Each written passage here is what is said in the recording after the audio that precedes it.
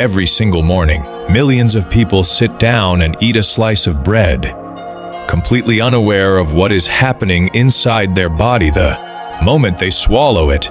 And when researchers started measuring what that one daily slice was doing to human blood sugar levels over time, the findings were difficult to ignore. Today, we are breaking down one of the most common breakfast debates in the world: white bread versus whole wheat bread. And we are going to follow the science wherever it leads. If this is the kind of content you want to see more of, hitting that subscribe button takes less than 2 seconds. For most of human history, bread was not white. It was dense, dark, and full of everything the grain had to offer. But somewhere along the way, something changed. The grain was stripped down, refined, and transformed into the soft, pale loaf that now sits on nearly every kitchen counter in America. And that transformation, as simple as it sounds, set off a chain of events inside the human body that scientists are still working to fully understand. To understand what is really going on, we need to go back to the beginning, to the wheat kernel itself. A wheat kernel has 3 parts: the bran, which is the tough outer shell packed with fiber; the germ, which is the nutrient-rich core containing vitamins, minerals, and healthy fats; and the endosperm, which is the starchy inner layer that provides energy. When whole wheat bread is made, all 3 parts are used. When white bread is made, the bran and the germ are removed entirely. What remains is almost pure starch, and that changes everything about how your body responds to it. The moment white bread enters your mouth, digestion begins almost immediately. Because the fiber has been stripped away, the starch breaks down rapidly into glucose and floods the bloodstream in a matter of minutes. Your pancreas detects this sudden rise and releases a large wave of insulin to bring those levels back down. This cycle, rapid spike, rapid crash, happens every single time you eat white bread. And here is where the story starts to get more complicated than most people expect. Whole wheat bread tells a completely different story. Because the bran and the germ are still intact, digestion slows significantly. The fiber acts as a barrier, allowing glucose to enter the bloodstream gradually and steadily. Insulin is released in a much smaller, more controlled amount. Energy levels remain stable, and the body is not forced into the same repeated cycle of highs and lows that white bread creates. But that is only the beginning of what the research is revealing. What scientists have been observing over decades of nutritional research is that the repeated insulin spikes caused by refined carbohydrates like white bread may contribute to a condition called insulin resistance over time. Insulin resistance is when the body's cells gradually stop responding to insulin as effectively as they once did. This does not happen overnight. It is a slow, quiet process that unfolds over months and years of consistent dietary patterns. And it is a process that has been linked in research to a wide range of metabolic concerns that affect millions of Americans every single year. But the blood sugar story is not the only chapter here. When the bran and the germ are removed from wheat during the refining process, the bread loses a significant portion of its original nutritional value. Whole wheat bread naturally contains B vitamins, including thiamine, riboflavin, niacin, and folate. It contains iron, magnesium, and zinc. It contains dietary fiber in amounts that support digestive health, help maintain a feeling of fullness, and may contribute to healthy cholesterol levels, according to ongoing nutritional research. White bread, after refinement, retains very little of this. Some of what is lost is added back artificially through a process called fortification. But researchers continue to debate whether artificially added nutrients behave the same way inside the body as nutrients that were never removed in the first place. There is also the question of gut health, an area of nutritional science that has expanded dramatically over the past. The human gut contains trillions of microorganisms that play a role in digestion, immune function, and even mood regulation.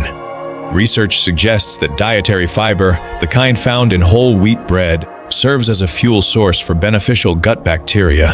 When those bacteria are well fed, They produce compounds that may support the integrity of the gut lining and contribute to overall health in ways scientists are still mapping out.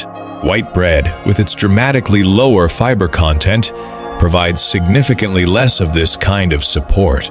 Now here is something that does not get discussed nearly enough. Not all whole wheat bread is created equal. Walking down a grocery aisle in the United States, you will find dozens of loaves labeled with words like multigrain, made with whole wheat, or contains whole grains.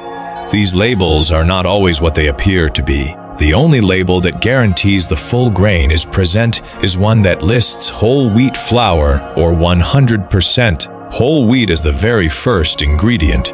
Everything else may still contain significant amounts of refined flour despite the health-forward packaging. This distinction matters more than most people realize when they are standing in that grocery aisle making what they believe is the healthier choice. And what about gluten? The protein found in wheat that has become one of the most debated topics in American nutrition over the past decade. For people with celiac disease, an autoimmune condition affecting roughly 1% of the population, gluten causes a serious immune response and must be avoided entirely. For people with non-celiac gluten sensitivity, consumption may cause digestive discomfort. But for the vast majority of the population, current research does not support the idea that gluten itself is harmful. What the research does support is that the fiber, nutrients, and slower digestion profile of whole wheat offer measurable advantages over the stripped-down version.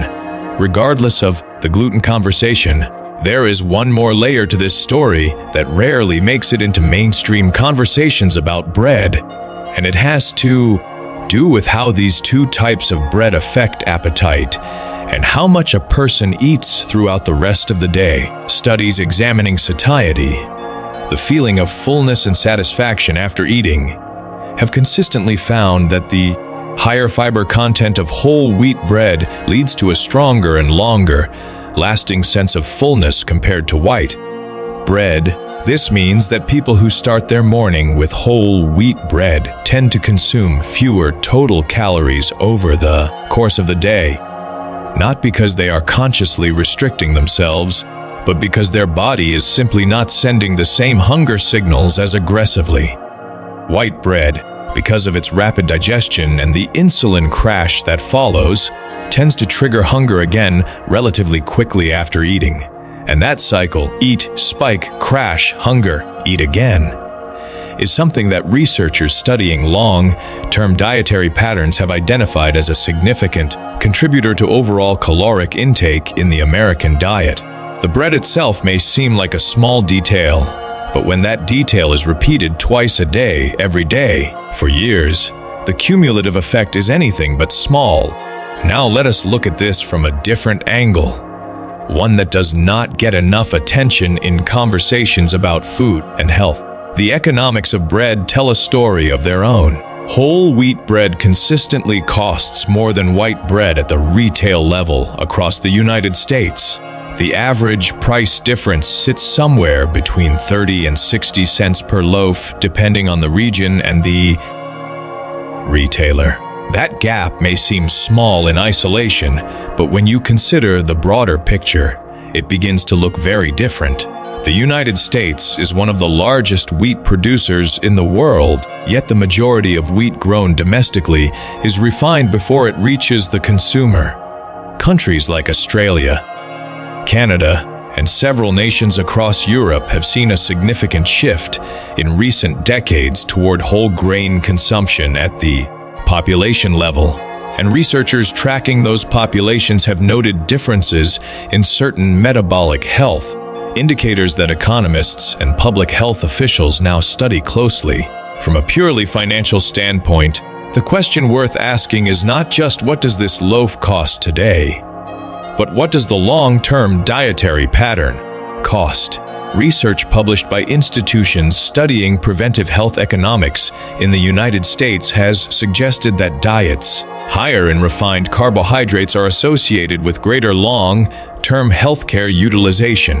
That is not a statement about any individual. It is a pattern observed across large population studies, and it is a pattern that insurance analysts, nutritional economists, and public health researchers are paying close attention to as America continues to grapple with the rising cost of managing diet-related health conditions. For the everyday consumer, the most financially sound perspective may be this. Whole wheat bread costs slightly more per loaf, but it provides more fiber, more vitamins, more minerals, and a slower, more stable energy release per slice. Whether that trade-off makes sense depends entirely on individual circumstances, budget considerations, and personal health goals. What the data does seem to suggest is that understanding what you are buying and what has been removed before it reached your hands is the first step toward making a genuinely informed decision. If this is the kind of content you want to see more of, hitting that subscribe button takes less than 2 seconds. And every week we bring you another comparison just like this one, breaking down the foods you eat every single day so you can understand exactly what they are doing inside your body. We do not tell you what to eat. We follow the research and we lay it out clearly so you can make the decision that is right for you.